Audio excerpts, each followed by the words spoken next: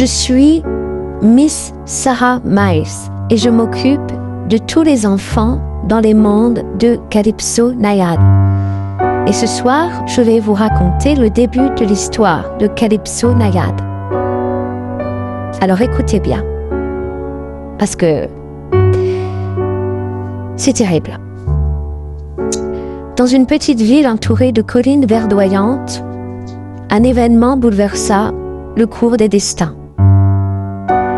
En 1962, Emily Cracks, une jeune femme au regard très doux et rempli d'espoir, donna naissance à des jumeaux.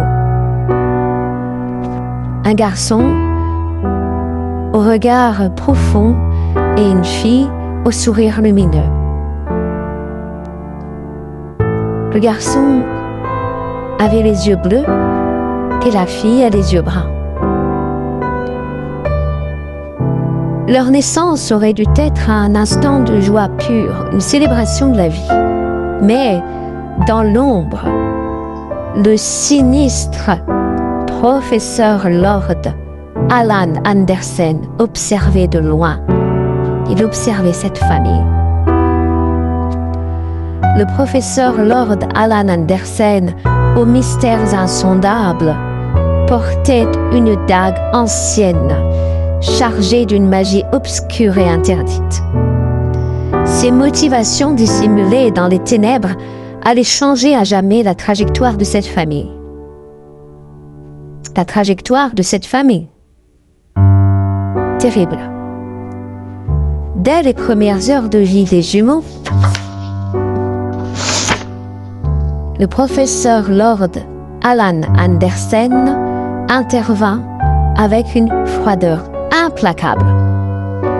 Tenant sa dague scintillante, il sépara les deux enfants et ce fut un acte d'une brutalité inouïe. Le garçon disparut dans les limbes inconnues, emporté par la magie que personne ne comprenait. Emily Cracks, dévastée par la perte de son fils, fut consumée par un chagrin insurmontable. Sa dépression s'installa comme un brouillard qui cache le lac, la privant de la force nécessaire pour prendre soin de sa fille, Minnie Emma. Chaque regard posé sur Minnie Emma rappelait à Emily, l'enfant garçon, qu'elle ne pouvait plus tenir dans ses bras et qu'elle avait perdu à cause du professeur Lord Alan Andersen.